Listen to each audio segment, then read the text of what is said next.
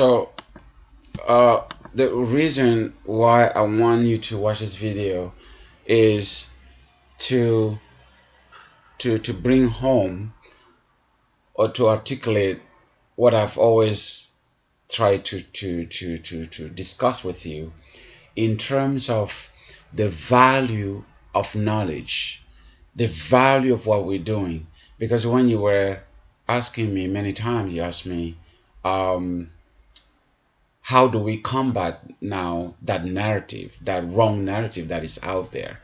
Because there seem to be so many theories that are strongly contradicting the truth, like with the facts and counterfacts and stuff like that, and this and that and that. And you were like, how do you combat that? And I was telling you, it's not an easy. It's not something easy. We're not doing something that is easy, because from the get-go, from the beginning, education and learning and knowledge was forbidden for blacks and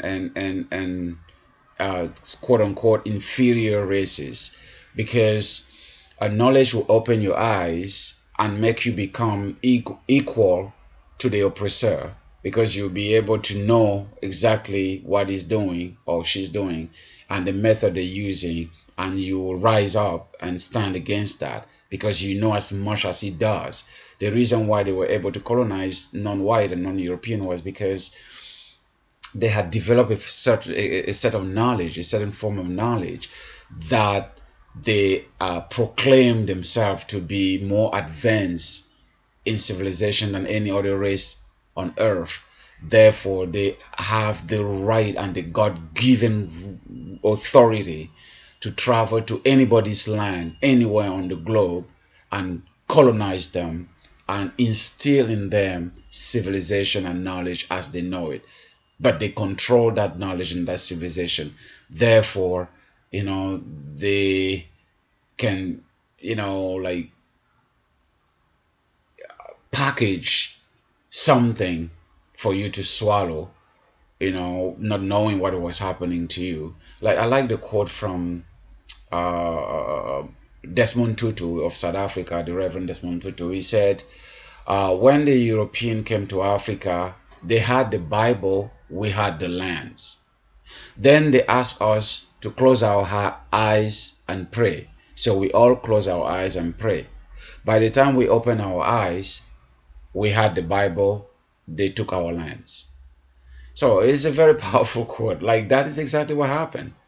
Now they brought the Bible and say, okay, this is our God. This is really God. That's what you need. This is the knowledge you need. Get rid of all your voodoo and talisman and all that kind of dark magic and witchcraft thing. You need the white God, blah, blah, blah. So we got rid of things that were our essence and follow them and their white God and their Bible. So, and they just say, kneel down and close our eyes and pray. And we, like children, believed in them. We close our eyes and pray and follow them. But by the time we had our eyes closed to pray and follow the white God, they had the eyes wide open and looking for what they can take from us, and then took everything. They started owning our own lands and everything, our treasure, our natural resources. By the time we open our eyes, like some new in African intellectuals that are coming out, who realize, wow, we were duped. They left us the Bible they brought, and they took the land and the riches. And which part of the world now is less Christian? Is the same people who brought us the Bible. You have more atheists in Europe and America than you can find anywhere else in the world. Now the hope for Christianity to survive has to come from Africa or Latin America.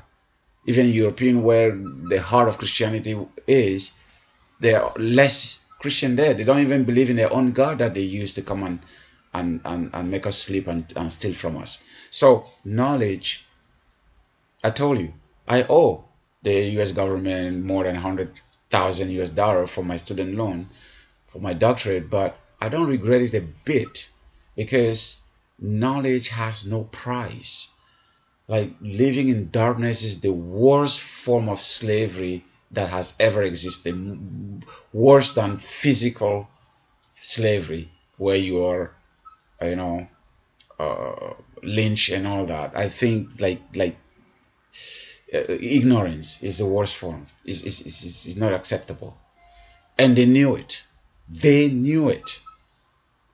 So and you can see with this Douglas now being not, he is the son of the slave owner, white guy, and from a black woman who dies, and then but is not treated in the house as a child, a legit child. He's treated as a slave in the house, and now being dumped around to another relative somewhere who now takes pity on him and begins to teach him to read. And she drew on her the ire of her race, of her people. How dare you educate this black slave? How dare you? Right? So if knowledge was not that crucial, that would not have been a problem. So that's why I want you to see this.